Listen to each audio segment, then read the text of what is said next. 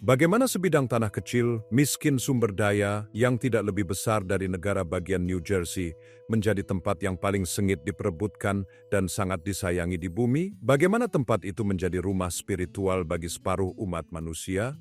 Selama berabad-abad, pertanyaan ini telah bergema sepanjang sejarah. Dalam perjalanan ini, kami berjanji untuk menemukan jawabannya. Kami akan menjelajahi situs-situs suci yang Anda ketahui, tetapi kami juga akan menjelajah ke sudut-sudut yang terlupakan dan lanskap tersembunyi Israel dan Palestina untuk mengungkapkan apa yang masih dirahasiakan oleh tanah kuno ini, bahkan setelah sekian lama. Anda tidak akan melihatnya dengan cara yang sama lagi. Perjalanan kami dimulai di sebuah kota yang menentang semua logika, Yerusalem. Kota ini telah dihancurkan setidaknya 2 kali, dikepung 23 kali, diserbu 52 kali, dan direbut kembali sebanyak 44 kali yang menakjubkan. Kota lain manapun akan menjadi hantu catatan kaki dalam buku sejarah. Namun, setelah ribuan tahun, kota ini tetap menjadi pusat spiritual bagi lebih dari 3 miliar orang di seluruh dunia. Terletak di antara perbukitan Timur Tengah yang hangus oleh matahari, Yerusalem muncul bukan hanya sebagai sebuah kota, tetapi sebagai teka-teki yang menunggu untuk dipecahkan. Ini adalah tempat yang secara fisik kecil, Anda bisa berjalan melintasi inti kunonya hanya dalam beberapa jam, tetapi secara spiritual tak terukur. Beban cerita yang terukir di setiap batu hampir tak tertahankan. Ini bukan hanya lokasi di peta. Apa yang Anda lihat adalah tempat di mana bagi penganut yang tak terhitung jumlahnya, tabir antara bumi dan surga adalah yang paling tipis. Ini adalah tempat di mana doa-doa yang dibisikkan di tengah malam menyatu dengan suara lonceng gereja pagi dan panggilan azan muazin yang menghantui. Disinilah 3 agama besar dunia, Yahudi, Kristen, dan Islam, menelusuri langkah suci mereka kembali ke tanah ini. Ini bukan hanya ruang bersama, ini adalah sistem akar kepercayaan yang kusut. Setiap agama membuka pintu yang berbeda ke dalam labirin kedalaman spiritual, sebuah labirin yang dijalin bersama dengan benang-benang sejarah, harapan yang mendalam, dan kerinduan manusia yang unik untuk terhubung dengan sesuatu yang lebih besar dari diri kita sendiri. Masalahnya adalah, kota ini seharusnya tidak ada seperti ini. Melalui berabad-abad perselisihan tanpa henti, tembok yang dirobohkan hanya untuk dibangun kembali, Yerusalem masih berdiri, dan fondasinya bukan hanya batu dan mortar. Fondasinya dibangun di atas semangat yang tak tergoyahkan. Kota ini bertahan dalam cahaya lilin ibadah yang tenang dan berkedip-kedip, dalam emosi mentah para peziarah yang menyentuh tembok kunonya untuk pertama kalinya. Air mata mereka mengalir, seolah-olah mereka akhirnya melakukan kontak dengan sesuatu di luar logika, di luar jangkauan waktu itu sendiri. Berada di sini berarti merasakan gravitasi besar sejarah manusia, tetapi rahasia nyata Yerusalem tidak hanya terletak pada kubah dan temboknya yang terkenal. Itu tersembunyi dalam detail. Misalnya, seluruh kota memiliki cahaya keemasan yang unik, terutama saat matahari terbit dan terbenam. Ini bukan kebetulan alam, ini disengaja. Undang-undang kota yang berasal dari era mandat Inggris mensyaratkan semua bangunan harus dilapisi dengan batu kapur yang digali secara lokal yang dikenal sebagai batu Yerusalem. Undang-undang ini menciptakan kesatuan visual yang menakjubkan, membuat kota modern terasa setua tembok aslinya. Ini adalah pengingat yang halus, namun kuat bahwa di sini masa kini selalu dibangun dengan potongan-potongan masa lalu. Kota ini adalah museum hidup, tetapi juga metropolis modern yang ramai, di mana kehidupan dalam semua keindahannya yang kacau terus berjalan. Kota ini adalah wadah, tempat di mana iman ditempa, diuji, dan diekspresikan dengan intensitas yang sulit dipahami. Rahasia kota ini bahkan lebih dalam dari permukaannya. Kota tua Yerusalem hari ini, sebuah situs warisan dunia UNESCO sejak tahun 1981, terdapat di dalam tembok batu besar yang dibangun oleh Sultan Ottoman Sulaiman yang agung pada abad ke-16. Tetapi di dalam tembok itu, kota ini dibagi lebih lanjut menjadi 4 kuadran yang berbeda. Anda memiliki kuadran Yahudi, Kristen, Muslim, dan Armenia. Namun, Menyebut mereka terpisah terlalu sederhana. Hal yang tidak dikatakan siapapun kepada Anda adalah bahwa mereka terjalin seperti pembuluh darah yang mengalir melalui satu hati yang suci, kadang-kadang dengan damai, kadang-kadang dengan menyakitkan. Bagi orang Yahudi, Yerusalem adalah jantung dari hati mereka. Ini adalah tempat di mana Raja Salomo, sosok dengan kebijaksanaan dan kekayaan yang legendaris, membangun bait suci pertama hampir 3.000 tahun yang lalu. Itu diyakini lebih dari sekadar tempat ibadah. Itu adalah tempat tinggal kehadiran Tuhan di bumi di antara umat manusia. Bait suci itu, sebuah bangunan dengan kemegahan yang tak terbayangkan, dihancurkan oleh bangsa Babilonia yang menyerbu sekitar tahun 586 sebelum Masehi. Bait suci kedua dibangun di situs yang sama dan itu juga dihancurkan kali ini oleh orang-orang Romawi pada tahun 70 Masehi. Yang tersisa hari ini hanyalah sebagian dari dinding penahan luar. Tetapi dinding ini, yang dikenal di seluruh dunia sebagai tembok barat atau tembok ratapan, telah menjadi sesuatu yang lebih. Itu adalah simbol abadi ketahanan, perjanjian, dan iman Yahudi yang tak tergoyahkan. Berdiri di depannya adalah menyaksikan tindakan pengabdian yang mendalam dan berkelanjutan. Di sini, doa-doa dibisikkan, air mata diteteskan, dan potongan-potongan kertas kecil terlipat yang membawa harapan, mimpi, dan permohonan diselipkan di antara batu-batu kuno yang besar. Seperti surat-surat yang dikirim langsung ke surga. Yang menakjubkan adalah skalanya yang luar biasa. Bagian yang terlihat panjangnya sekitar 190 kaki, tetapi mayoritas tembok, hampir 1.600 kaki panjangnya, tersembunyi di bawah tanah. Anda sebenarnya dapat melakukan tur melalui terowongan bawah tanah yang membentang sepanjang tembok, di mana Anda dapat menyentuh batu-batu yang belum melihat sinar matahari selama 2.000 tahun, beberapa beratnya lebih dari 500 ton. Ini adalah prestasi teknik kuno yang menakjubkan. Bagi umat Kristen, Yerusalem adalah peta hidup dari momen-momen paling penting dalam iman mereka. Ini adalah tempat ziarah yang senantiasa hidup dengan langkah kaki umat beriman yang datang untuk berjalan di jalan Yesus Kristus. Disinilah dia menghabiskan saat-saat terakhirnya yang dramatis di bumi. Di sini dia memanggul salibnya ke Golgota, disalibkan, dan di mana makam kosong diyakini menandai kebangkitannya dari antara orang mati. Semua peristiwa suci ini, penyaliban, penguburan, dan kebangkitan, diperingati di bawah atap satu bangunan yang luas dan agak kacau, gereja makam suci.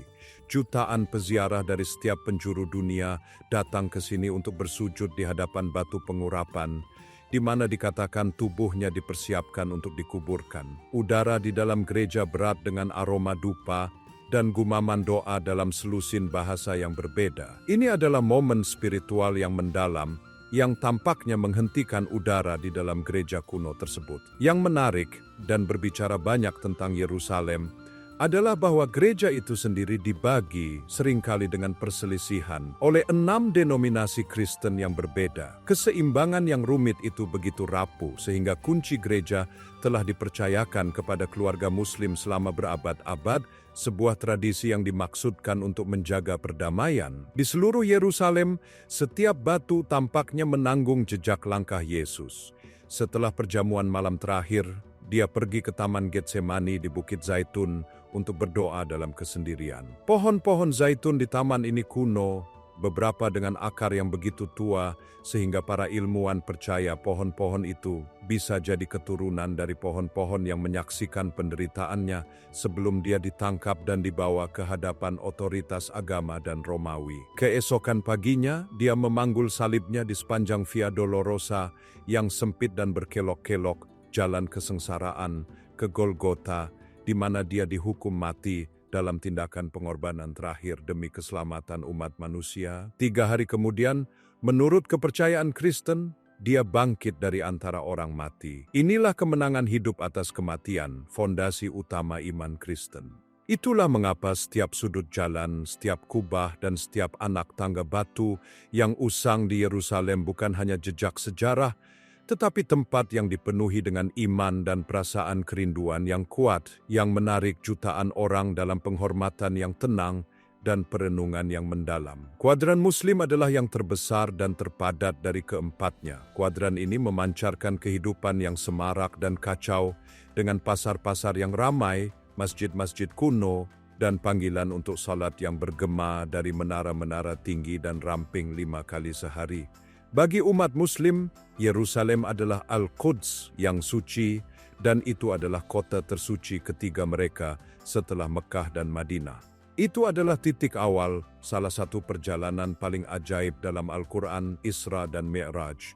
Menurut tradisi, dari sebuah batu suci di Bukit Bait Suci atau Haram Al-Sharif, tempat suci yang mulia, Nabi Muhammad dibawa oleh malaikat Jibril di atas seekor kuda bersayap ke surga untuk bertemu dengan Allah dan para nabi yang datang sebelum dia. Untuk menghormati peristiwa penting ini, umat Muslim membangun salah satu bangunan paling ikonik di dunia, kubah batu. Kubah emasnya yang bersinar, yang sebenarnya dilapisi lapisan tipis emas asli, terlihat dari hampir setiap sudut kota tua, berdiri seperti mercusuar iman abadi di tengah langit biru. Di sampingnya berdiri Masjid Al-Aqsa, tempat yang sangat penting untuk salat berjamaah. Dan kemudian ada kuadran Armenia. Ini adalah yang terkecil, yang paling tenang, namun dalam banyak hal, salah satu yang paling luar biasa dan abadi. Tersembunyi di balik tembok batu tua dan biara-biara kuno, komunitas Armenia seperti nada rendah, stabil dan indah dalam simfoni kota suci yang semarak ini, mereka tidak mencari perhatian atau pujian.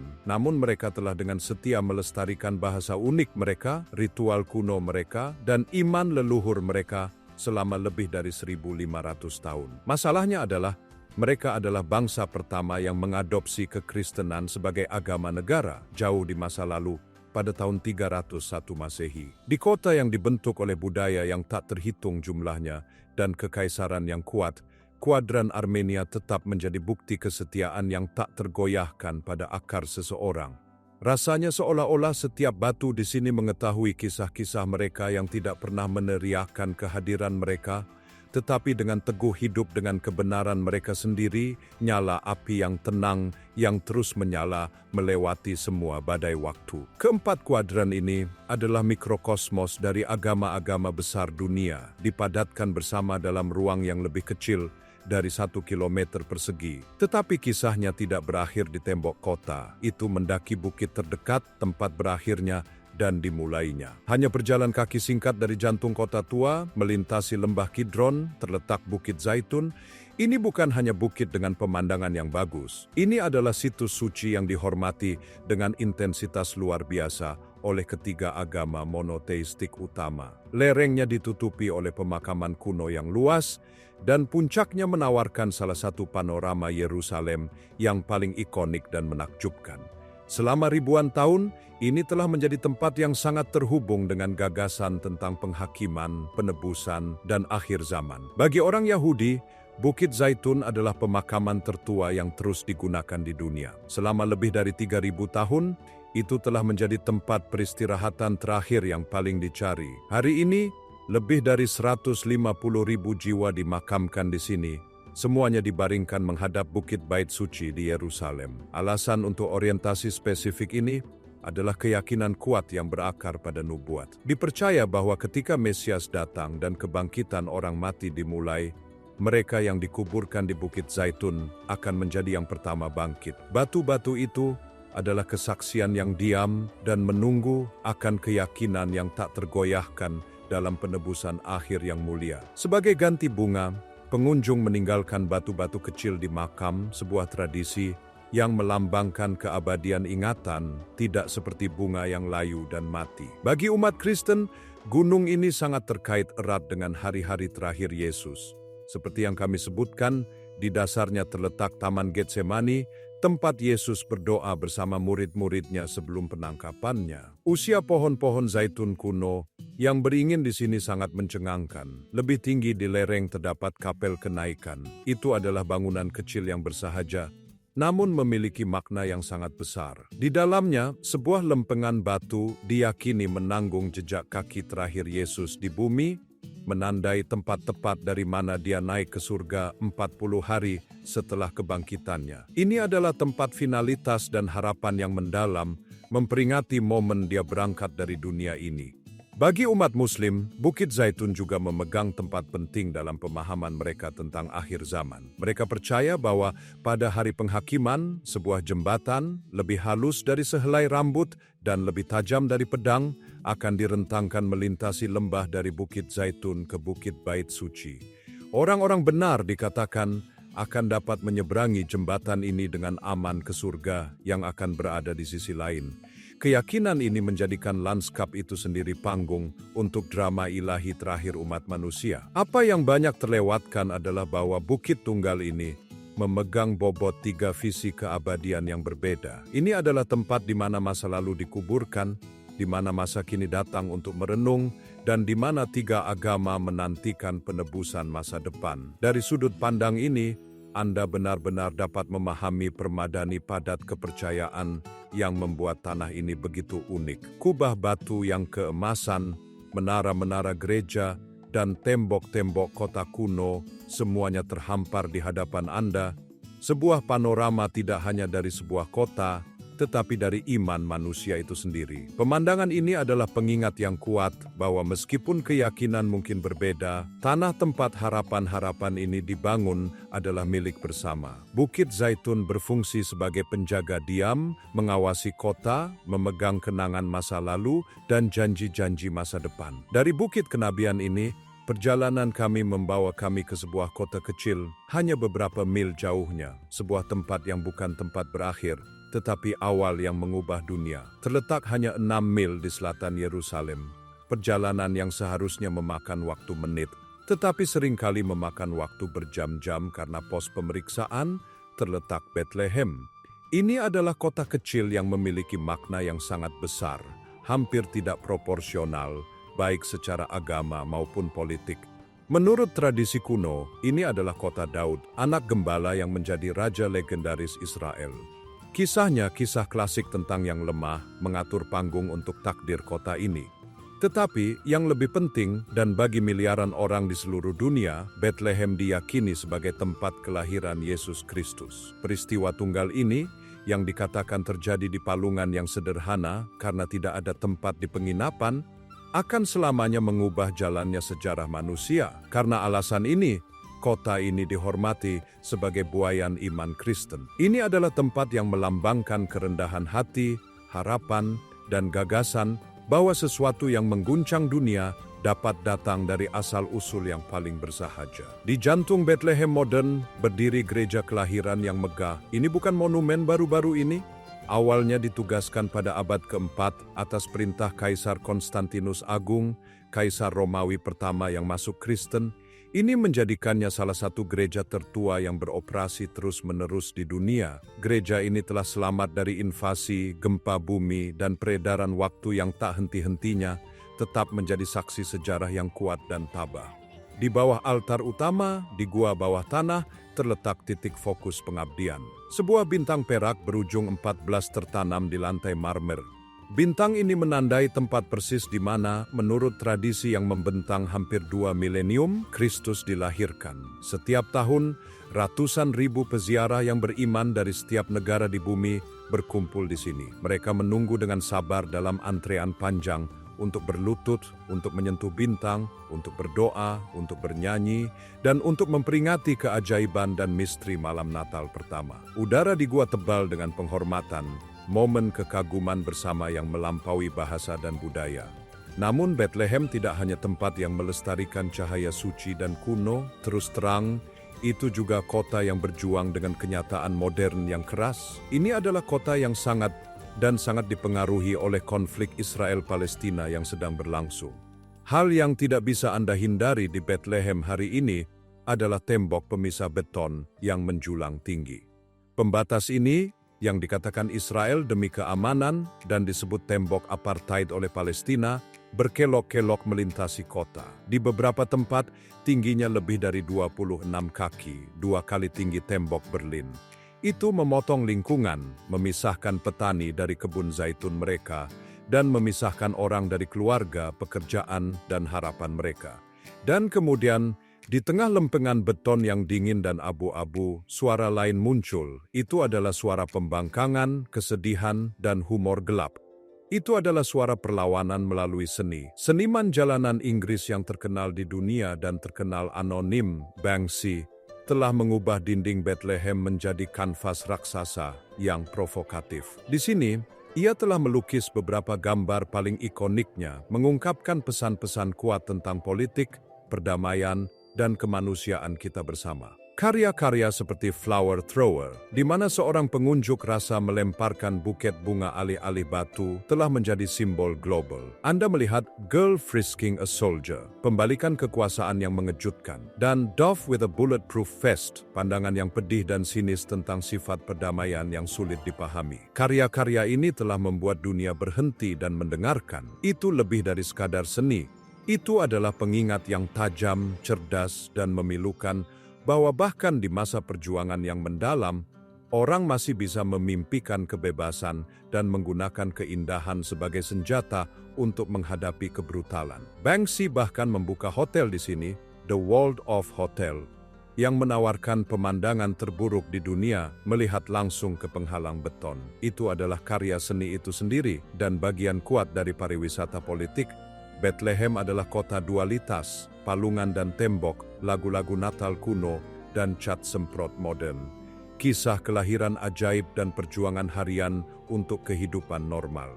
Dari sejarah Bethlehem yang nyata, kini kita mempelajari sebuah misteri, pencarian untuk objek kekuatan yang tak terbayangkan yang menghilang dari tanah ini ribuan tahun yang lalu. Di tengah legenda kuno Tanah Suci, satu objek menonjol sebagai simbol agama yang mungkin paling suci, kuat, dan misterius dalam sejarah manusia, Tabut Perjanjian. Juga dikenal sebagai peti Tuhan, kisahnya adalah salah satu kekuatan ilahi, kekaguman, dan penghilangan yang telah membingungkan sejarawan dan arkeolog selama berabad-abad. Menurut Alkitab Ibrani, tabut adalah peti yang dibangun dari kayu akasia dan ditutupi di dalam dan di luar dengan emas murni.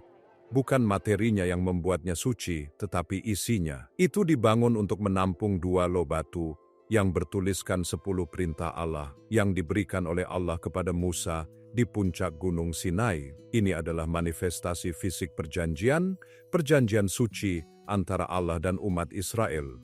Tabut itu juga diyakini berisi guci emas berisi manna, makanan surgawi yang menopang bangsa Israel di padang gurun, dan tongkat Harun, tongkat saudara Musa, yang secara ajaib telah berbunga. Di atas tutup tabut, yang disebut tutup pendamaian atau takhta kasih karunia, terdapat 2 kerub emas, sosok malaikat dengan sayap terentang, saling berhadapan. Ruang di antara sayap mereka ini diyakini sebagai tempat di mana kehadiran ilahi Allah, Shekhinah, akan tinggal setiap kali tabut ada di antara umat. Bagi bangsa Israel kuno, tabut bukan hanya objek suci, itu adalah manifestasi fisik nyata dari kehadiran Allah di bumi. Itu pada dasarnya takhta portabel Allah. Kehadirannya mengilhami kekaguman dan, terus terang, rasa takut yang besar. Menyalahgunakannya atau mendekatinya tanpa penghormatan yang layak dapat memiliki konsekuensi yang mengerikan, menurut catatan Alkitab. Tabut itu disimpan di ruang Maha Kudus, ruang terdalam dan paling suci dari Bait Suci Salomo di Yerusalem. Ini adalah ruang kekudusan mutlak, di mana hanya imam besar yang diizinkan masuk, dan bahkan dia hanya bisa melakukannya sekali setahun pada hari pendamaian, Yom Kippur, untuk bersekutu dengan Allah dan memohon pengampunan atas dosa-dosa bangsa. Di luar makna spiritualnya yang sangat besar, tabut juga dianggap sebagai senjata ilahi, alat dengan kekuatan luar biasa. Dalam banyak pertempuran awal bangsa Israel, ketika tabut dibawa ke medan perang, mereka percaya mereka berada di bawah perlindungan langsung Allah. Kehadirannya dikatakan telah membelah sungai Yordan, meruntuhkan tembok Yerikho, dan mengamankan kemenangan melawan rintangan yang luar biasa. Itu adalah simbol utama keunggulan dan kekuasaan ilahi. Namun, misteri terbesar seputar tabut terletak pada menghilangnya yang tiba-tiba dan lengkap dari catatan sejarah. Setelah bait suci pertama dihancurkan oleh Babilonia pada tahun 586 sebelum Masehi, tabut menghilang. Alkitab yang dengan cermat mencatat sejarahnya hingga saat itu benar-benar terdiam.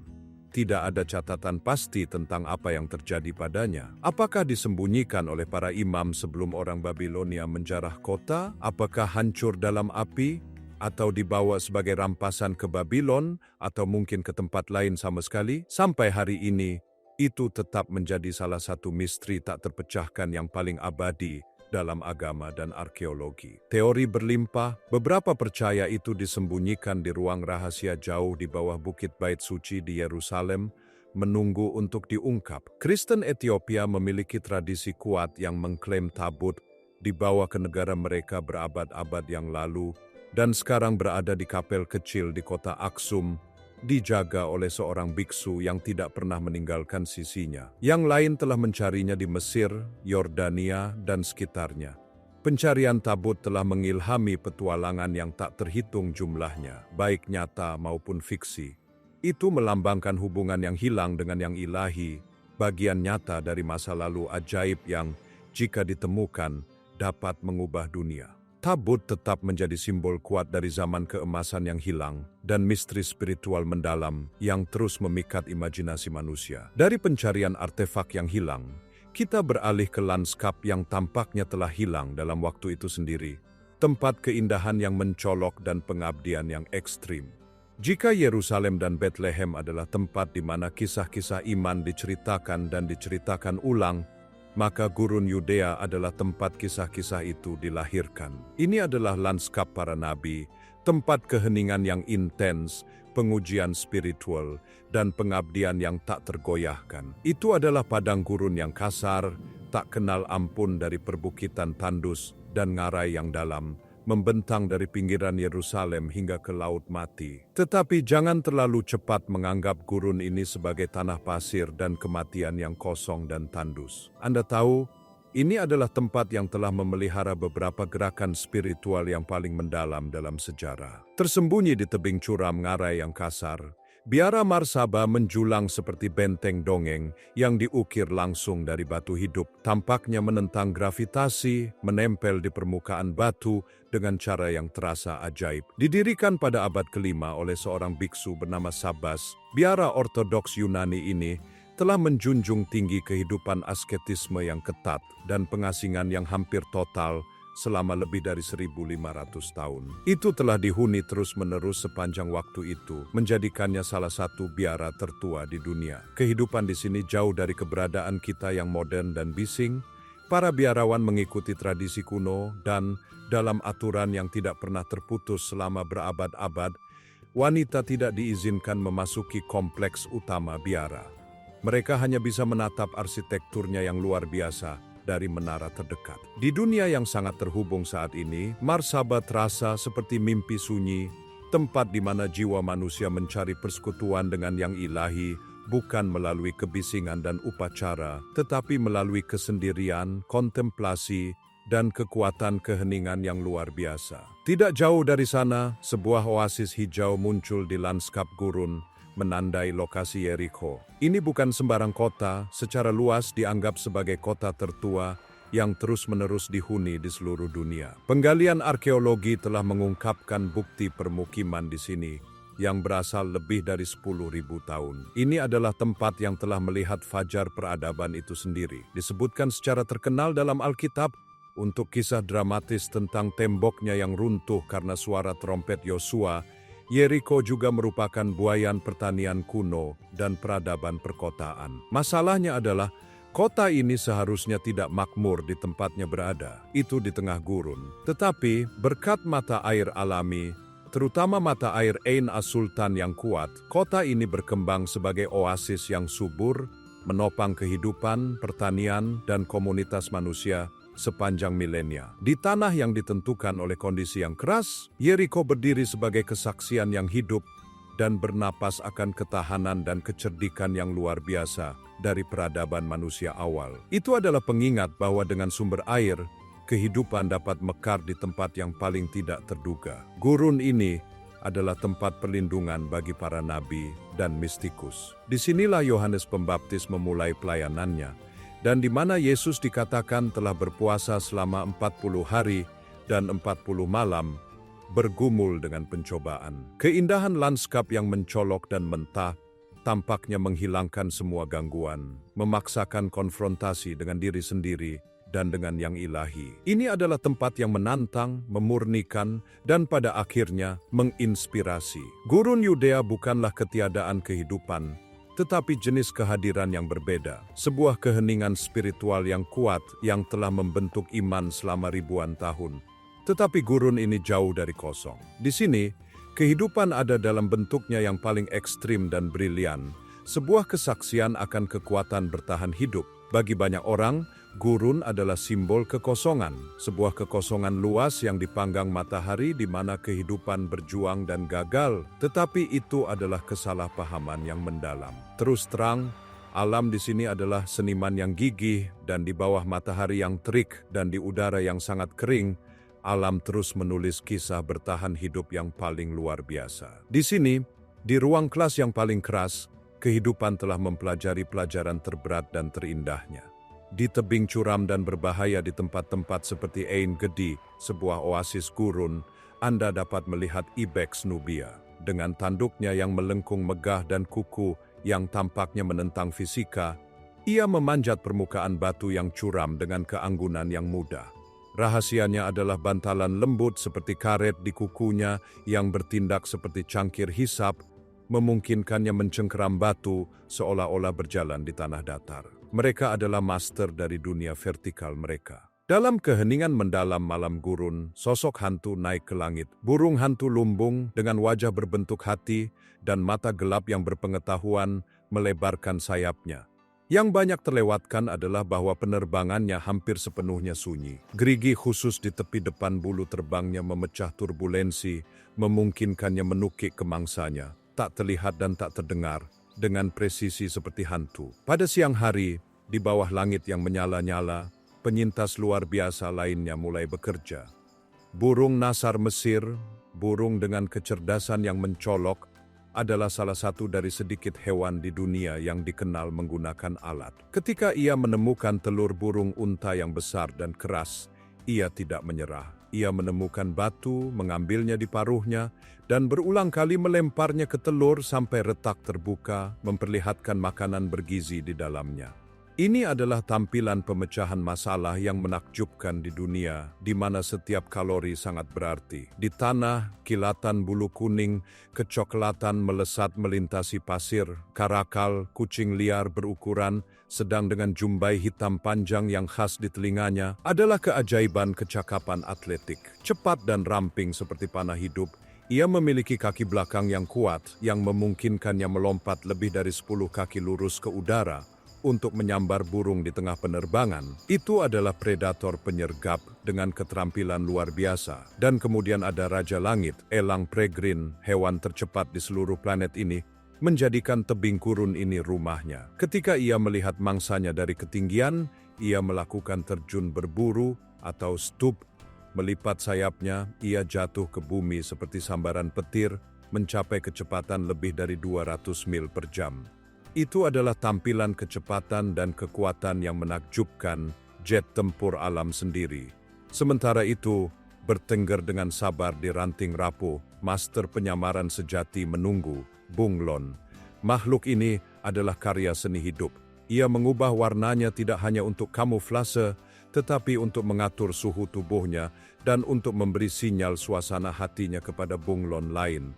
Matanya bahkan lebih luar biasa, mata mereka dapat berputar dan fokus secara independen, memungkinkannya untuk melihat kedua arah yang berbeda sekaligus. Dan ketika ia melihat serangga, lidahnya, yang seringkali lebih panjang dari tubuhnya sendiri, menembak keluar dengan kecepatan yang menyilaukan untuk menangkap makanannya dalam sekejap mata. Semua makhluk luar biasa ini adalah bukti hidup bahwa kehidupan tidak hanya bertahan di gurun, ia berkembang, beradaptasi, dan berevolusi menjadi bentuk-bentuk kejeniusan yang menakjubkan. Hidup tidak pernah menyerah, bahkan di sini. Dari para penyintas gurun, kini kita melakukan perjalanan ke tempat yang begitu ekstrim. Tampaknya kehidupan seharusnya tidak ada sama sekali.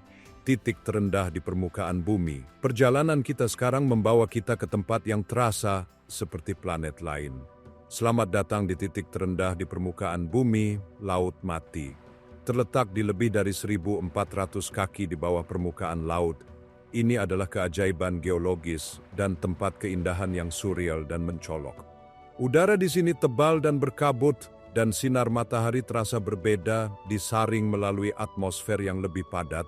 Terlepas dari namanya yang dramatis, Laut Mati sebenarnya bukan laut. Ini adalah danau hipersalin, badan air besar yang terletak di antara perbatasan Israel, Palestina, dan Yordania di jantung lembah celah Yordan. Namanya berasal dari lingkungannya yang ekstrim, dengan konsentrasi garam lebih dari 34%, lebih dari 10 kali lipat dari laut biasa. Airnya begitu keras sehingga tidak ada ikan, tumbuhan, atau organisme hidup lain yang terlihat dapat bertahan hidup di kedalamannya. Oleh karena itu, namanya Laut Mati. Namun, tempat ini sama sekali tidak mati ketika menyangkut pengalaman manusia. Kandungan mineralnya yang sangat kaya menciptakan fenomena yang menarik dan menyenangkan. Tubuh manusia menjadi mudah mengapung. Anda dapat bersandar, bersantai, dan mengapung di permukaan seolah-olah Anda berbaring di atas kasur. Itu adalah perasaan yang mustahil, penentangan lembut terhadap gravitasi yang harus dialami untuk dipercaya. Anda dapat membaca buku, mengobrol dengan teman, semua sambil dipegang oleh air yang padat dan halus. Properti unik ini telah dikenal selama ribuan tahun. Sejak zaman Kleopatra, lumpur hitam kaya dan garam yang diresapi mineral Laut Mati dihargai karena manfaat terapeutik dan kosmetiknya. Lumpur diyakini meredakan nyeri sendi dan mengobati kondisi kulit, sementara mineral telah digunakan dalam perawatan kecantikan selama berabad-abad. Laut Mati bukan hanya tujuan, itu disebut spa alami tertua dan terbesar di bumi. Namun, alam bahkan pada skala besar ini tidak abadi, dan Laut Mati dalam bahaya besar.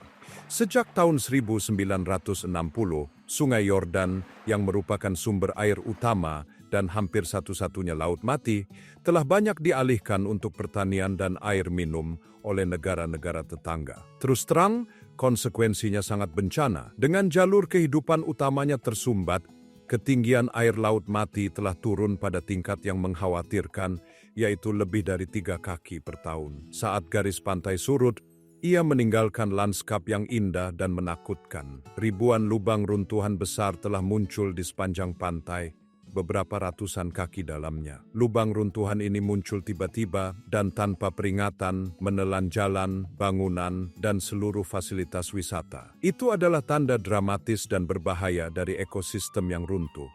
Tetapi rahasia wilayah ini tidak hanya ada di air, mereka juga ada di gua-gua yang tersebar di tebing sekitarnya. Dekat Qumran, di tepi barat Laut Mati, salah satu penemuan arkeologi paling signifikan sepanjang masa dibuat secara tidak sengaja. Pada tahun 1947, seorang gembala Badui muda mencari kambing yang hilang, melemparkan batu ke dalam gua, dan mendengar suara pecahan tembikar.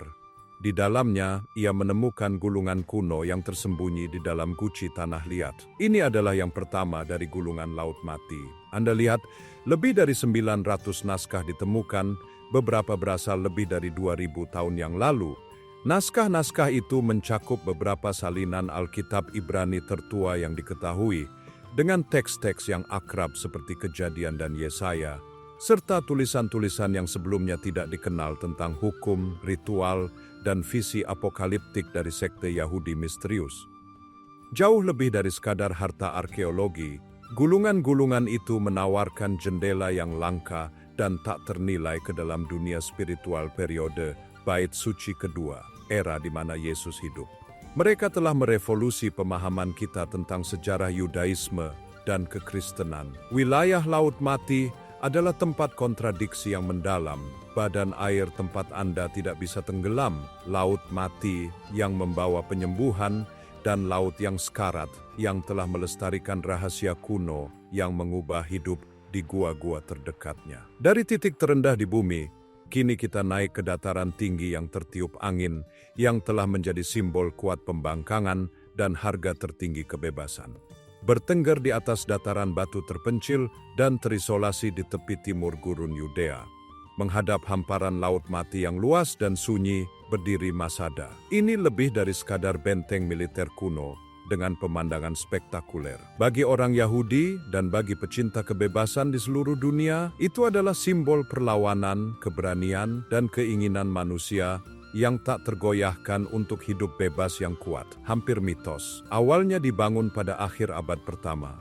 Sebelum Masehi oleh Raja Herodes Agung, Masada dikandung sebagai tempat perlindungan gurun yang mewah dan tak tertembus. Herodes, seorang pembangun ulung tetapi penguasa yang sangat paranoid, menginginkan tempat untuk melarikan diri jika terjadi pemberontakan. Benteng yang ia bangun adalah keajaiban teknik. Benteng itu menampilkan gudang besar yang mampu menampung makanan selama bertahun-tahun, sistem waduk yang cerdik untuk mengumpulkan dan menyimpan air hujan yang berharga, dan sistem pertahanan tembok dan menara yang tangguh. Masalahnya adalah, itu dirancang untuk menjadi benteng yang mandiri, hampir tidak mungkin ditaklukkan dengan paksa. Herodes bahkan membangun istana 3 tingkat yang menakjubkan yang mengalir di sepanjang permukaan tebing utara, lengkap dengan rumah pemandian dan mosaik yang indah, sebuah kerajaan sejati di langit. Tetapi yang mengukir Masada di hati dan jiwa orang Yahudi bukanlah pembangunnya, tetapi peristiwa tragis dan heroik yang terjadi di sana pada tahun 73 Masehi. Setelah jatuhnya Yerusalem dan penghancuran Bait Suci kedua, selama pemberontakan Yahudi besar-besaran melawan Kekaisaran Romawi, sekelompok hampir 1.000 pemberontak Yahudi yang dikenal sebagai Sicarii mundur ke Masada. Dengan keluarga mereka menjadikan benteng ini tempat perlindungan terakhir mereka, benteng kebebasan terakhir mereka di tanah yang ditaklukkan. Selama berbulan-bulan, mereka bertahan melawan kekuatan tentara Romawi, tetapi orang Romawi bertekad. Mereka mengepung benteng dan memulai prestasi teknik militer yang luar biasa. Mereka membangun rampa bumi besar-besaran di sisi barat dataran tinggi, dikelilingi dan menghadapi kekalahan, perbudakan, atau eksekusi yang tak terhindarkan oleh pasukan Romawi. Para pembela Masada membuat keputusan yang tak terbayangkan dan memilukan. Mereka memilih nasib mereka sendiri daripada kehidupan perbudakan. Menurut sejarawan Flavius Josephus, yang merupakan satu-satunya sumber kita untuk kisah ini, pemimpin mereka, Eleazar ben Yair, menyampaikan pidato yang kuat, mendesak para pengikutnya untuk melihat bahwa kematian dalam kebebasan lebih baik daripada kehidupan dalam rantai. Dalam tindakan pembangkangan terakhir yang putus asa, mereka membuat fakta tragis. Mereka tidak akan membiarkan orang Romawi mendapatkan kepuasan kemenangan. Ketika orang Romawi akhirnya membobol tembok, mereka bertemu bukan dengan pejuang, tetapi dengan keheningan yang mendalam dan menakutkan. Mereka menemukan bahwa para pembela telah mengambil nyawa mereka sendiri. Sebuah deklarasi terakhir yang khidmat bahwa kebebasan bernilai lebih dari hidup itu sendiri. Hari ini, Masada diakui sebagai situs warisan dunia UNESCO. Itu menarik ratusan ribu pengunjung setiap tahun, yang datang tidak hanya untuk lanskap gurunnya yang dramatis dan reruntuhan arkeologi yang mengesankan, tetapi untuk warisan spiritualnya yang mendalam. Berdiri di dataran tinggi itu, dengan angin berhembus di sekitar Anda, adalah merasakan beratnya pilihan terakhir itu. Setiap batu, setiap tembok yang runtuh, setiap tangga kuno masih tampak bergema dengan pembangkangan orang-orang yang, bahkan di kedalaman keputusasaan, berpegangan pada martabat dan tekad mereka. Ini adalah pengingat abadi dan memilukan bahwa bahkan ketika semuanya tampak hilang, semangat manusia masih bisa berdiri tegak dan memilih takdirnya sendiri. Frasa Masada tidak akan jatuh lagi telah menjadi sumpah modern bagi banyak orang di Israel, simbol janji untuk tidak pernah tidak berdaya lagi. Dari monumen sejarah manusia ini, kita melakukan perjalanan ke selatan ke tempat yang merupakan monumen bagi waktu geologis itu sendiri, keajaiban yang diukir oleh alam selama jutaan tahun. Perjalanan kita sekarang membawa kita jauh ke jantung gurun Negev yang keras dan kering di Israel Selatan. Di sini, di hamparan batu dan pasir yang tampaknya tak berujung ini, muncul pemandangan yang menakjubkan. Itu begitu luas dan begitu surreal, sehingga terasa seperti melangkah ke permukaan dunia lain. Ini adalah Maktesh Ramon. Itu adalah kawah erosi kolosal berbentuk bulan sabit, bekas luka besar di permukaan bumi. Itu membentang lebih dari 25 mil panjangnya dan lebih dari 6 mil lebarnya pada titik terlebarnya, dengan tebing-tebing yang menjulang yang turun lebih dari 1.600 kaki. Lantai Machtesh adalah lanskap yang memesona. Lapisan batu yang berputar, permukaan yang dicat dalam palet merah tua, oranye terbakar, kuning keemasan dan hitam arang, menciptakan pemandangan yang terlihat seperti palet warna kuno yang terikat di bumi. Ini adalah tempat kemegahan yang mentah, sunyi, dan luar biasa. Sekarang, hal yang tidak dikatakan siapapun kepada Anda adalah apa sebenarnya tempat ini. Machtesh Ramon bukanlah kawah vulkanik, meskipun bentuknya mungkin menyarankan itu, juga bukan hasil dari dampak meteor. Kenyataannya, itu adalah formasi geologis langka dan megah yang hanya ditemukan di Gurun Negev dan beberapa tempat lain di semenanjung Sinai. Kata Ibrani Machtesh sebenarnya diterjemahkan menjadi mortir, seperti pada lesung dan alu, yang dengan sempurna menggambarkan bentuknya. Itu adalah sirkus erosi, lembah dalam yang dikelilingi oleh tebing tinggi. Kisah penciptaannya adalah kisah tentang waktu yang sangat besar dan kekuatan alam yang sabar. Selama ratusan juta tahun, daerah ini ditutupi oleh lautan. Lapisan sedimen mengeras menjadi batu, kemudian aktivitas tektonik mulai mendorong tanah ke atas, menciptakan pegunungan besar yang melengkung. Saat retakan terbentuk di lapisan atas batu keras, air mulai meresap dan mengikis lapisan batu yang lebih lunak di bawahnya. Selama jutaan tahun erosi oleh angin, air, dan perubahan iklim, seluruh pusat pegunungan perlahan dan metodis terkikis dan terbawa oleh sungai kuno tunggal, meninggalkan lembah cekung yang luas ini. Potongan dramatis melintasi permukaan bumi. Bagi para ahli geologi, Machtesh Ramon adalah laboratorium terbuka alami. Ini adalah tempat yang ideal untuk mempelajari evolusi kerak bumi. Setiap lapisan batu yang terpapar menceritakan kisah kuno. Lapisan-lapisan ini mengungkapkan sejarah laut prasejarah yang pernah menutupi wilayah tersebut, bukti pergeseran tektonik yang melipat permukaan planet, dan kisah tentang bagaimana waktu itu sendiri terukir dalam materi oleh kekuatan alam yang tak henti-hentinya. Anda dapat melihat intrusi vulkanik kuno, amonit yang membatu, dan formasi batu pasir yang berwarna-warni. Tetapi di luar nilai ilmiahnya yang sangat besar, Machtesh Ramon menawarkan pengalaman spiritual dan merendahkan hati yang mendalam. Dalam kevastuan yang luar biasa, seseorang merasa sangat kecil, dikalahkan oleh kekuatan mentah, sunyi, dan agung alam. Ini adalah tempat yang mengundang kontemplasi dan menenangkan pikiran. Dan pada malam hari, itu berubah lagi, karena begitu terpencil dan bebas dari polusi cahaya, itu telah ditetapkan sebagai Taman Langit Gelap Internasional. Tidak ada lampu kota untuk menghilangkan langit, hanya pita bima sakti yang cemerlang dan berkilauan terentang dalam kemuliaan penuh dan sunyi di atas kawah yang berusia jutaan tahun. Machtesh Ramon berdiri sebagai bukti kuat dan indah bahwa alam, dengan tidak lebih dari kesabaran dan waktu, dapat menciptakan keajaiban yang jauh melampaui bahkan imajinasi manusia yang paling ambisius, tanpa pernah membutuhkan campur tangan atau persetujuan kita.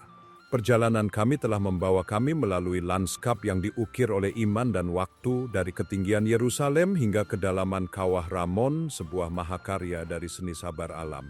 Sekarang kita beralih dari keajaiban yang lahir dari geologi ke keajaiban yang lahir dari ambisi manusia yang murni, tempat di mana ego seorang raja dituangkan ke dalam beton dan batu untuk menghadapi cakrawala laut yang tak berujung. Kami melakukan perjalanan ke pantai Mediterania yang bermandikan matahari, ke kota hantu dan kemuliaan Caesarea Maritima. Terletak di sepanjang garis pantai, sekitar setengah jalan antara kota-kota modern yang ramai Tel Aviv dan Haifa, terletak reruntuhan menakjubkan dari sebuah kota yang terasa seperti jembatan antara dunia kuno dan laut abadi. Ini adalah tempat yang dibangun untuk membuat pernyataan. Pada akhir abad pertama sebelum Masehi, bentangan pantai ini hanyalah jangkar yang bobrok. Tetapi Raja Herodes Agung, penguasa Yudea yang brilian, brutal, dan sangat paranoid, melihat sesuatu yang berbeda. Dia melihat kanvas. Ini bukan hanya pemukiman yang dia rencanakan untuk dibangun, Itu adalah deklarasi agung dan berani dari kemegahan Romawi dan kekuatannya sendiri yang direkayasa untuk menyaingi pelabuhan-pelabuhan besar Iskandariah dan Athena. Dia menamainya Kaisarea untuk menghormati pelindungnya, Kaisar Romawi Caesar Augustus, sinyal yang jelas tentang di mana kesetiaannya berada. Terus terang, ini adalah mahakarya Herodes, sebuah kesaksian akan visinya yang tak terbatas dan keinginannya yang membara untuk memperkuat warisannya sebagai penguasa yang disukai oleh kekaisaran paling kuat yang pernah dikenal dunia. Hal yang tidak dikatakan siapapun kepada Anda tentang Kaisarea adalah bahwa itu seharusnya tidak ada. Melihat peta pantai Levantin adalah melihat garis yang lurus tanpa ampun, pantai berpasir yang dihantam oleh Mediterania tanpa teluk, pelabuhan, atau ceruk alami untuk melindungi kapal. Membangun jangkar kecil di sini akan menjadi tantangan. Membangun pelabuhan air dalam besar-besaran yang mampu melayani sebuah kekaisaran dianggap sebagai prestasi yang hampir mustahil, bahkan untuk orang Romawi. Tetapi kliennya, Herodes Agung, adalah pria dengan ambisi yang mustahil, dan para insinyurnya adalah jenius. Mereka mencapai keajaiban sejati dunia kuno. Mereka mulai dengan merancang pelabuhan pada skala yang menyaingi Iskandaria. Untuk menciptakan cekungan terlindungi ini dari ketiadaan, mereka membangun dua pemecah gelombang besar, lengan batu buatan yang menjangkau ke laut. Mole Selatan adalah yang lebih besar, membentang lebih dari 1.600 kaki ke air terbuka, melengkung ke utara untuk melindungi pintu masuk dari angin barat daya yang ganas. Mole Utara yang lebih kecil menyelesaikan kandang. Bersama-sama, mereka menciptakan jangkar besar yang terlindungi seluas hampir 50 hektar yang dinamai Herodes Sebastos, padanan kata Augustus dalam bahasa Yunani, dalam tampilan kesetiaan yang spektakuler kepada pelindung Romawinya. Keajaiban sebenarnya bagaimanapun tidak terletak pada skala pemecah gelombang, tetapi pada konstruksinya. Kekurangan sumber batu lokal yang tahan lama, para pembangun Herodes beralih ke teknologi Romawi yang baru disempurnakan, beton hidrolik.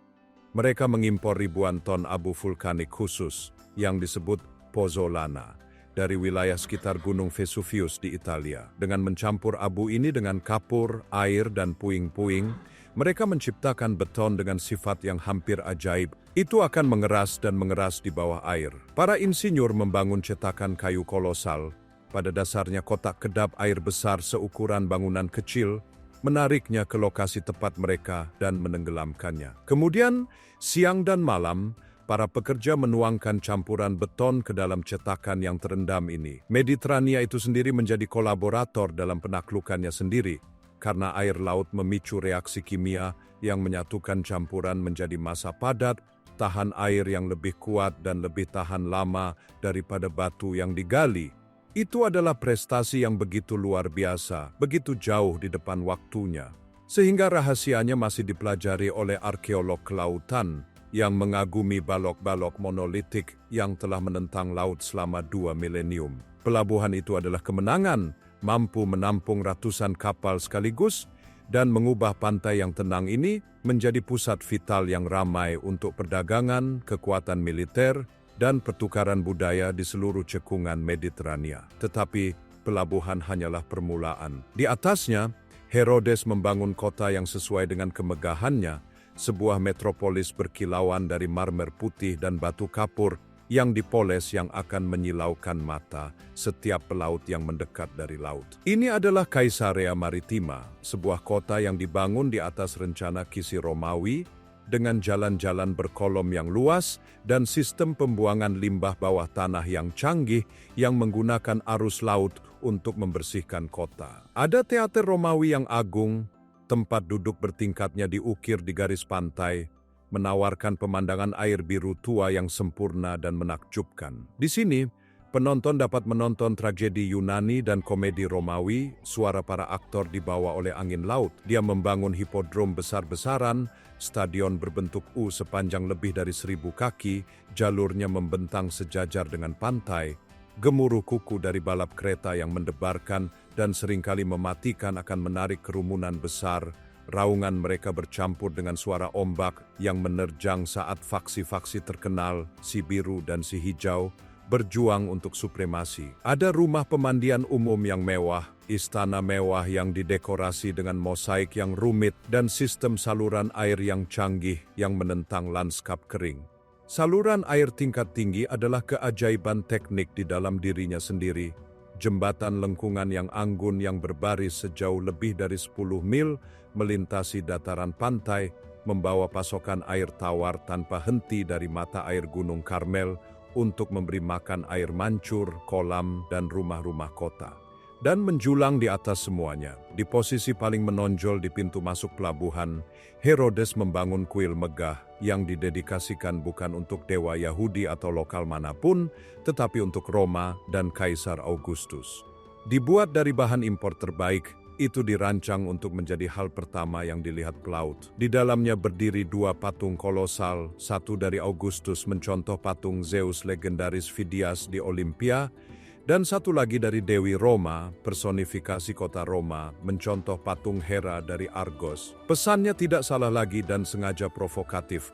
Ini adalah kota Romawi, benteng budaya kekaisaran dan pemujaan pagan di pantai tanah Yahudi yang sangat tradisional dan sering memberontak. Anda lihat, yang terlewatkan banyak orang adalah bahwa inilah intinya. Kaisarea sengaja dirancang sebagai persimpangan budaya, sebuah polis Helenistik, yang dicangkokkan ke pantai Yudea. Itu adalah tempat di mana filsafat Yunani, hukum Romawi, dan tradisi Yahudi akan bertabrakan dan hidup berdampingan, kadang-kadang secara harmonis, tetapi lebih sering dalam keadaan ketegangan yang membara. Bagi Herodes, itu adalah sumber kekayaan yang sangat besar dan simbol kekuasaannya. Bagi Roma, itu adalah pijakan strategis yang segera menjadi ibu kota provinsi Yudea. Tetapi bagi orang Yahudi saleh yang memandang kuil pagannya, patung-patung berukirnya, dan tontonannya yang berdarah, itu adalah tantangan mendalam dan sangat menyinggung. Kaisarea lebih dari sekadar kota marmer, itu adalah ide yang terwujud dalam batu, eksperimen kekaisaran yang agung, menakjubkan, dan pada akhirnya mudah terbakar. Bagi orang Yahudi, Kaisarea memegang tempat yang kompleks dan seringkali menyakitkan dalam sejarah. Kota itu dengan cepat menjadi pusat otoritas Romawi di provinsi itu, rumah bagi gubernur Romawi. Disinilah tentara Romawi ditempatkan dan dari sinilah dekrit Romawi dikeluarkan. Populasi non-Yahudi kota yang besar sering bentrok dengan penduduk Yahudi, dan ketegangan ini secara teratur berkobar menjadi kekerasan. Apa yang diyakini banyak sejarawan adalah bahwa percikan yang memicu pemberontakan Yahudi besar pada tahun 66 Masehi, perang bencana yang berakhir dengan penghancuran Bait Suci di Yerusalem, dinyalakan tepat di jalanan Kaisarea. Namun, itu juga merupakan tempat pertukaran intelektual yang hebat.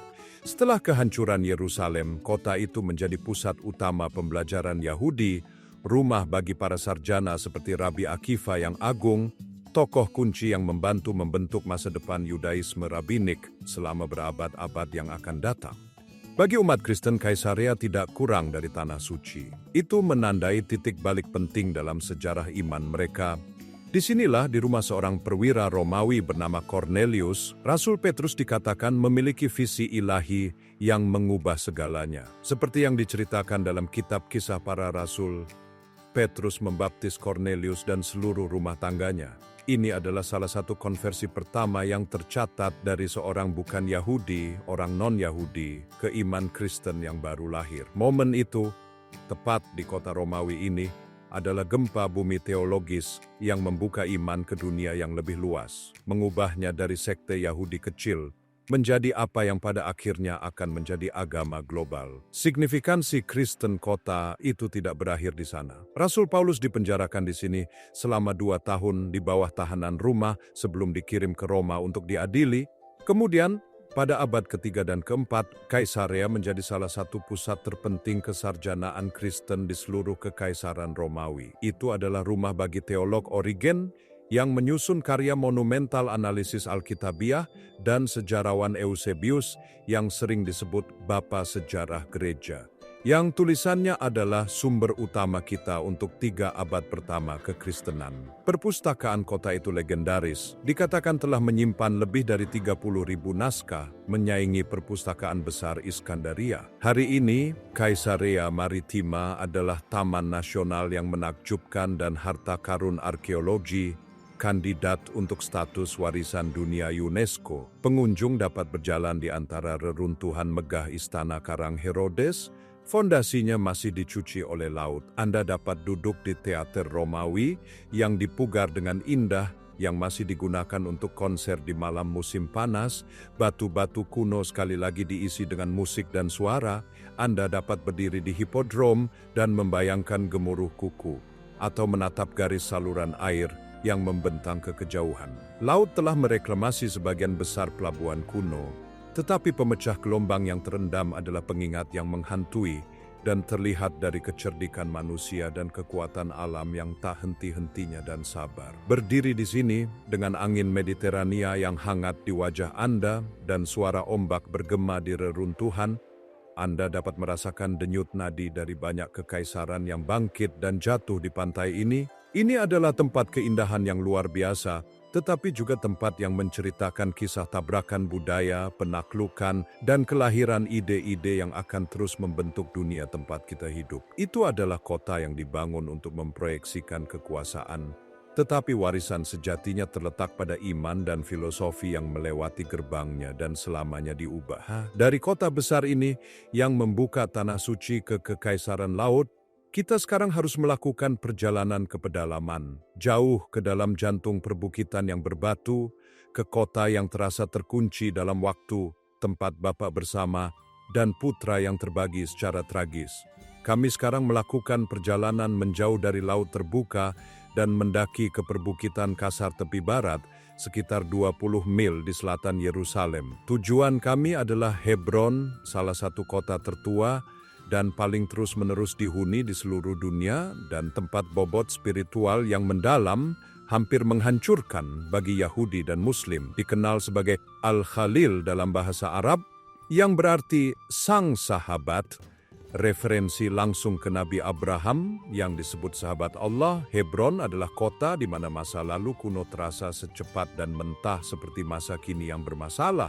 Itu adalah tempat di mana penghormatan suci bersama untuk satu situs dalam paradoks pahit telah menyatukan dan membagi rakyatnya secara kejam selama beberapa generasi. Di jantung absolut Hebron, secara fisik dan spiritual, berdiri struktur monumental seperti benteng. Ini adalah gua para leluhur, juga dikenal oleh umat Muslim sebagai Masjid Ibrahimi dan oleh umat Yahudi sebagai Makam Majpelah. Menurut tradisi dari ketiga agama Abrahamik, ini adalah tempat peristirahatan terakhir dari bapa dan ibu pendiri umat mereka. Di sini terletak sisa-sisa yang dihormati dari Abraham dan Sarah, Ishak dan Ribka, serta Yakub dan Lea, tokoh-tokoh yang begitu sentral bagi Yudaisme, kekristenan dan Islam, sehingga mereka membentuk dasar dari kisah asal-usul bersama mereka. Bagi orang Yahudi, situs ini adalah tempat tersuci kedua mereka di bumi, hanya dilampaui oleh Bukit Bait Suci di Yerusalem.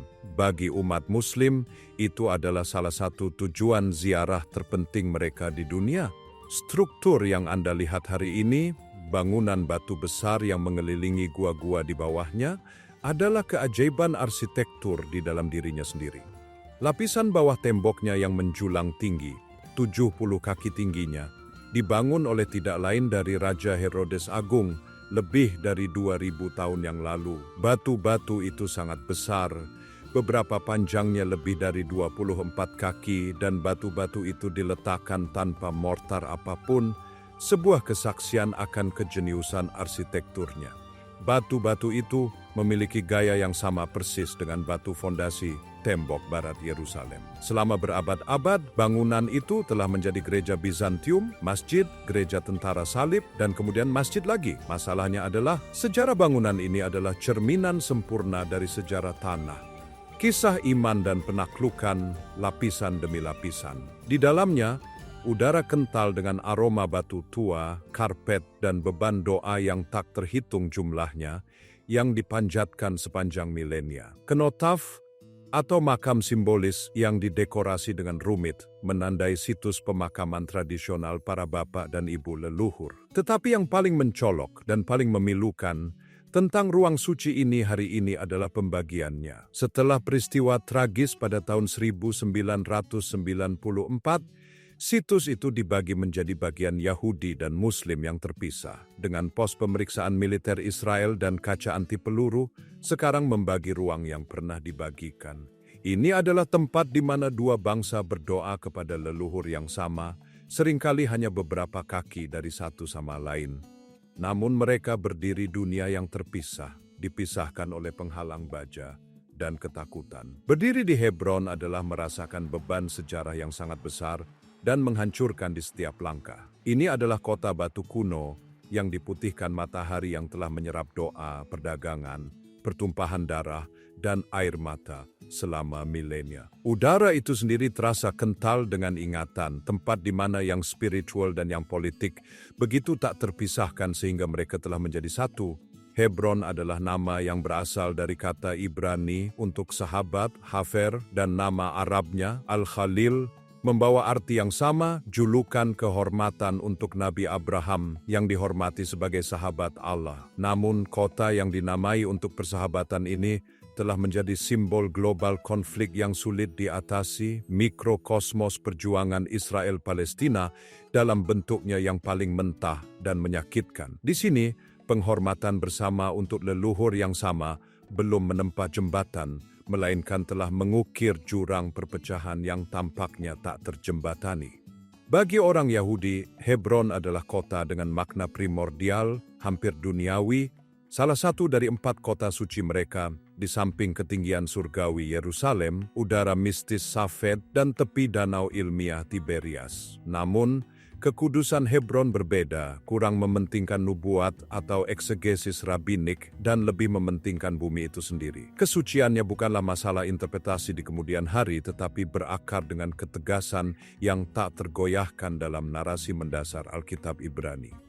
Kitab Kejadian menjelaskan dengan rinci, hampir legalistik, bagaimana Abraham, bapak leluhur pertama, seorang pengembara semi-nomaden yang didefinisikan oleh ketidakpermanenannya, mencari tempat peristirahatan permanen untuk istrinya yang tercinta, Sarah, setelah kematiannya. Ini adalah momen transisi mendalam dari kehidupan janji ilahi yang dijalani di tenda-tenda hingga pendirian jangkar fisik dan abadi di tanah Kanaan. Dia mendekati orang Hiti dari Hebron, kekuatan lokal yang mapan, bukan sebagai penakluk, tetapi sebagai pemohon dan rekan sejawat. Dalam negosiasi publik yang dicatat untuk generasi mendatang, ia secara resmi membeli ladang Efron dan gua Makpela di dalamnya. Teks menekankan sifat transaksional dari peristiwa ini. Abraham bersikeras membayar harga penuh, 400 shikal perak, uang yang berlaku di antara pedagang, memastikan pembelian disaksikan, mengikat secara hukum,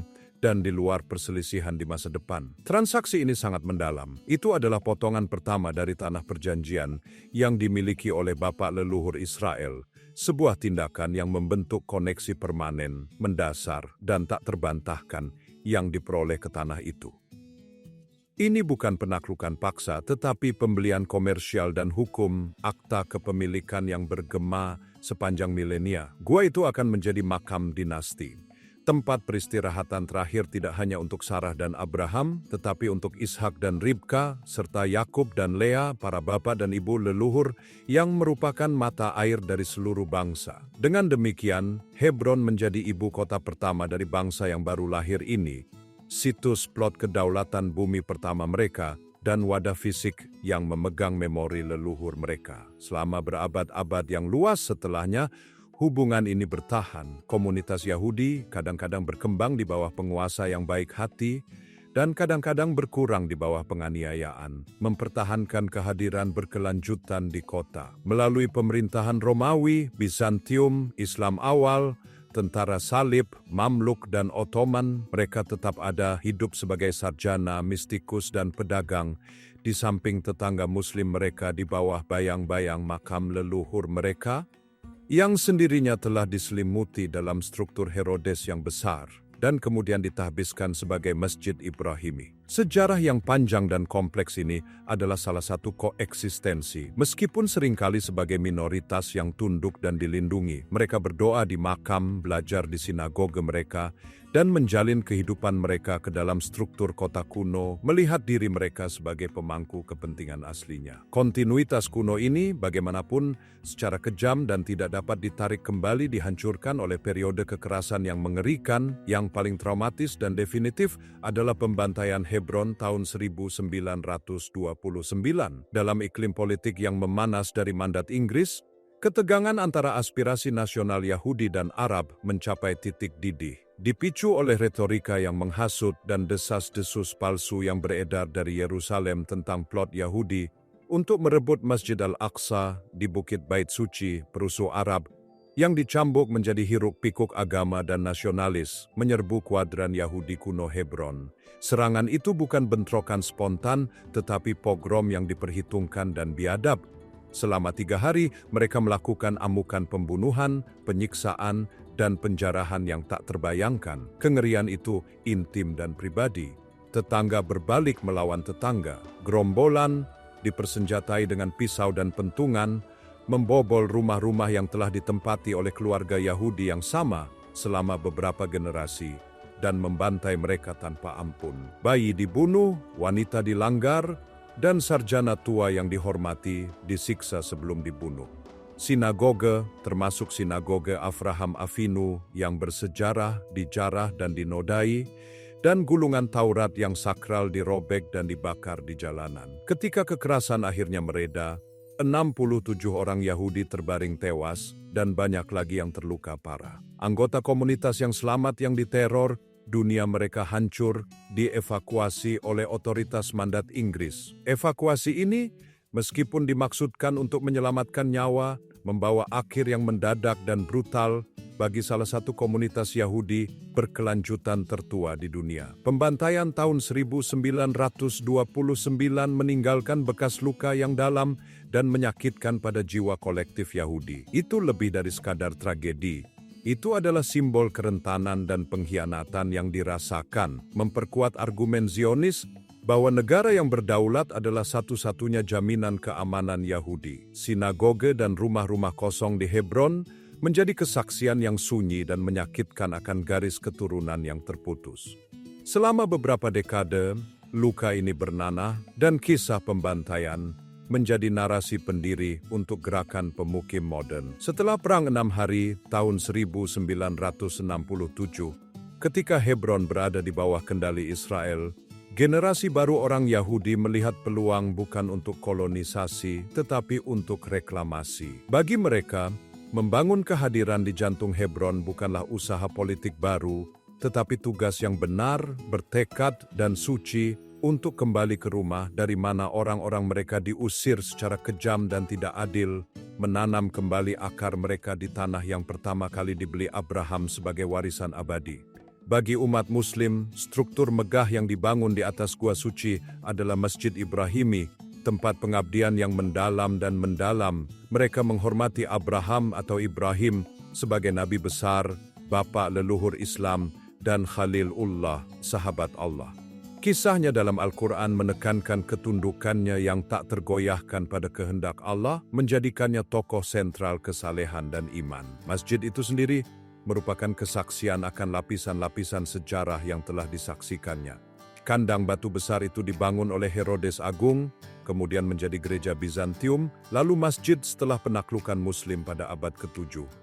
Interiornya yang tenang dan indah dengan karpet yang rumit, mimbar kuno yang dihadiahkan oleh Saladin, dan langit-langit melengkung yang tinggi adalah ruang refleksi yang tenang dan ibadah komunal. 5 kali sehari, panggilan untuk salat bergema dari menaranya, bergema melalui batu-batu kuno dan ganggang sempit dan berkelok-kelok di kota tua.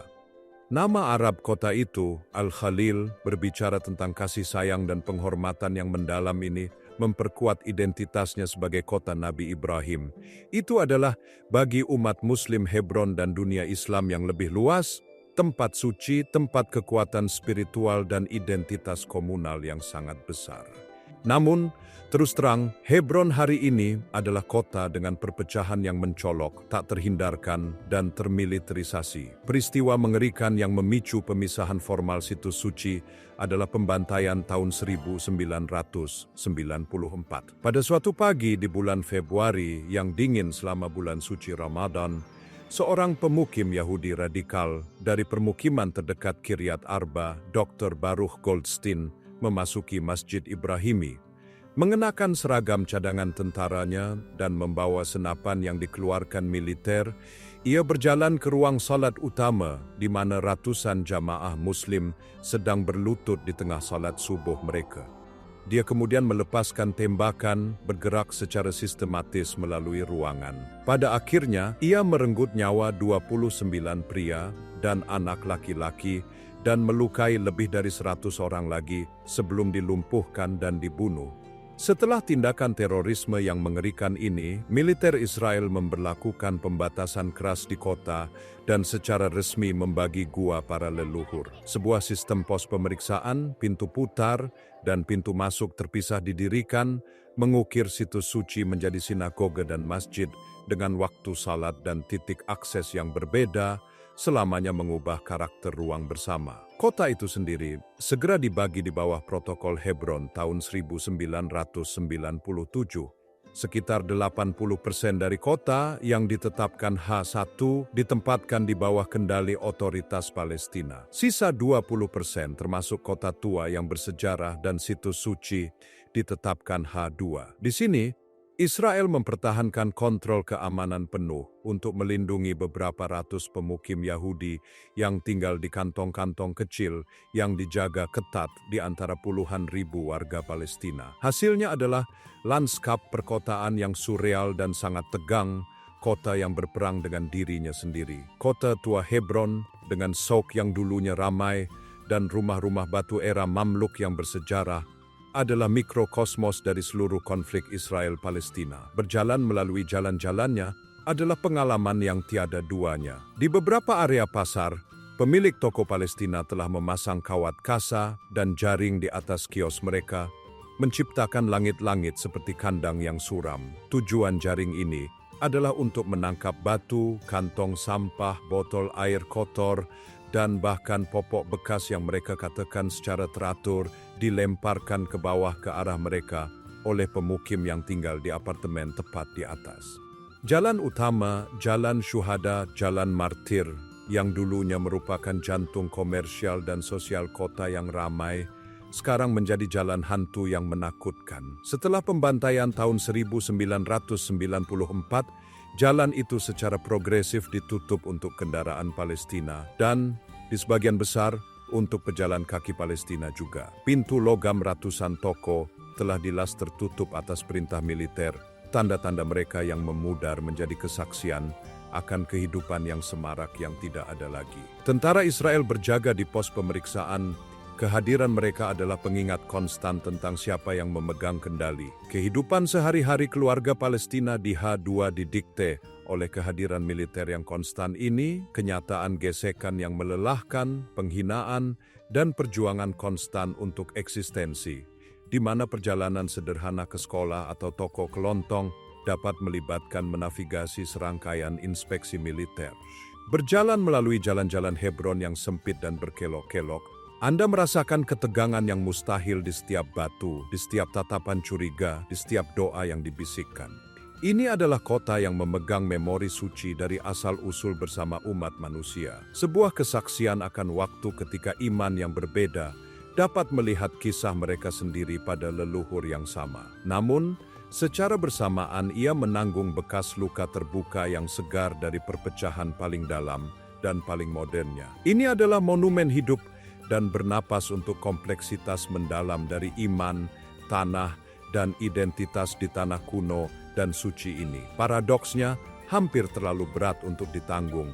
Tempat yang dinamai untuk persahabatan, untuk perjanjian bersama dengan Tuhan, telah menjadi lambang global konflik yang sulit diatasi dan kejam. Perjalanan kami melalui Israel dan Palestina, dari batu-batu suci yang diperebutkan di Yerusalem, hingga kedalaman geologis yang sunyi di kawah Ramon, dari kemegahan Romawi di Kaisarea Maritima hingga jantung Hebron yang terbagi dan menangis, mengungkapkan tanah di mana iman, ingatan, dan kemanusiaan yang mentah telah terjalin selama ribuan tahun. Ini adalah tempat keindahan yang menakjubkan, yang dapat membuat Anda berlutut, kesedihan yang mendalam, yang dapat menghancurkan hati Anda, dan harapan yang tak tergoyahkan, hampir tidak logis, yang terus berkedip di kegelapan yang paling dalam. Hebron, lebih dari tempat lain manapun, memaksa Anda untuk menghadapi konsekuensi yang menghancurkan dari mimpi kembali ketika bertabrakan dengan kenyataan eksistensi orang lain, meninggalkan Anda untuk bertanya-tanya, apakah hantu kota ini akan pernah menemukan kedamaian? Di tanah yang begitu ditentukan oleh masa lalunya, dapatkah rakyatnya benar-benar membangun masa depan bersama? Jika Anda menganggap perjalanan ini bermakna, silakan sukai video dan berlangganan. Dukungan Anda membantu kami berbagi lebih banyak kisah luar biasa. Terima kasih.